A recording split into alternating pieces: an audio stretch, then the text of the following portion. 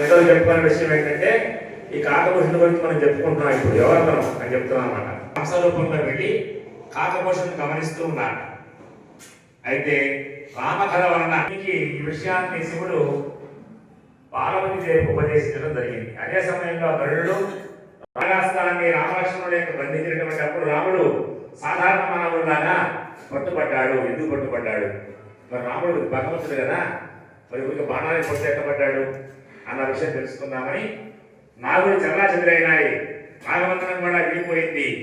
రాముడు పరబ్రహ్మ అయితే ఆది మాధ్యాంతరహితుడు కదా, సాక్షాత్తు భగవంతుడైతే కనుక ఆ నాగాస్త్రాన్ని విడిపించుకోవచ్చు కదా అని మనం అందరం అనుకుంటాం.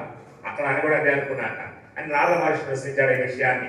అయితే 11 సార్లు రాముని యొక్క పర్యాయం, 11 సార్లు రాముని పుట్టుక బాల్యము 4 సంవత్సరాల వయసు వరకు రాముడు చూశాను చెప్పాడు. కాకభూషణుడు 4 ఏళ్ల వయసు వరకు రాముడిని చూస్తూ ఉన్నాడు. 4 ఏళ్ల వయసు రాముడు వచ్చేంత వరకు కూడా అది గొప్ప విషయం. అంతేకాదు రాముడు తినిపడేసిన ఆహారాన్ని విడిచేటువంటి వాడు, రాముడు తినిపడేసేటువంటి ఆహారం అంటే తినేవాడు. అంతేకాకుండా ఆయన బాల్యంలో ఆడుకుంటూ వెళ్ళి రాముడు కాళ్ళు పట్టుకున్నాడు. కానీ రాముడు కాళ్ళు పట్టుకుని తెలియదు. కాళ్ళని తెలుసుకునేవాడు. చిన్నపిల్లవాడే బాల్యంలో రాముడు కాళ్ళని తీసుకునేవాడు. ఎందుకు తీసుకున్నాడని మరి బాల్యం చిన్నపిల్లవాడే కానీ తన నోటితో ఆకర్షించినటువంటి వాడి అప్పుడు చెప్పాట కాకభూషణుడిని తన నోట్లో తీసుకున్నాట రాముడు. ఎప్పుడైతే రాముడు సృష్టిద్దామనుకుంటున్నాడో, గమనం కడదామనుకుంటున్నాడో అటువంటి సమయంలో నోట్లో తీసుకుని మళ్ళీ బయటికి తీశాట. అప్పటికల్లా ఆయన యొక్క లోపల ఉన్నటువంటి కోట్లాది దేవతలు, బ్రహ్మ యొక్క రూపము, సమాంతర విశ్వాసం అంటే కూడా గమనించినటువంటి వాడు 2 గడియలు ఆయన కడుపులో ఉంచుకున్నాట. అప్పుడు అర్థమైంది రాముడు ఎవరో ఆయనకు అర్థమైపోయింది. కాబట్టి వచ్చి రాముడు పదాన్ని ప్రభు నా సంపదల వద్దు, నాకు అరణ్యమైన భక్తి ప్రసాదించమని రాముడిని కోరుకున్నాడు. ఏవమస్తు అప్పుడు రాముడు దీవించాట అతన్ని. ఏవమస్తు అంటే తథాస్తు అని. ఏవమస్తు అనే విషయం తెలియజెప్పాట. అప్పుడు రాముడు అమరుడే, ఆయన చెప్పినటువంటి వాటితోటి అతను అమరుడైపోయినాడు. ఈ విషయాన్ని అంతా మనం తెలుసుకుంటున్నాం.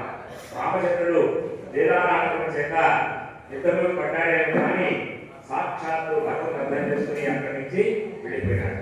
రాముడు కావాలని మానవుడిగా జన్మించాడు కాబట్టి కళని పడుకున్నాడు చెప్తే ఆయన బాణాలు ఏమి చేయాల, ఆయన కథలు ఏమి చేయలేదన్న విషయం అందరికీ తెలుసు. ఆ విషయం రాముడికి స్పష్టంగా తెలుసు. కానీ ఏం చేశాడంటే మానవుడిగా పుట్టాడు కాబట్టి శోధించాడు, బాధపడ్డ తప్పకుండా కష్టస్థాలు అయితే ఉంటాయి. కష్టం వచ్చినప్పుడు సుఖం వచ్చినప్పుడు ఒకే రకంగా ఉండేటువంటి జీవే గొప్పవాడని చెప్పడం కోసం తన యొక్క ఆదర్శ దృష్టిగా ఇవ్వడం జరిగింది. స్వస్తి స్వస్తి ప్రజాభ్య పరిపాలయంత న్యాయేన వాక్యేన వైఖరిస్య ఓ బ్రాహ్మణేభ్య సమస్తైత్యం లోకా సమస్తా సుఖినో భవంతు. స్వస్తి.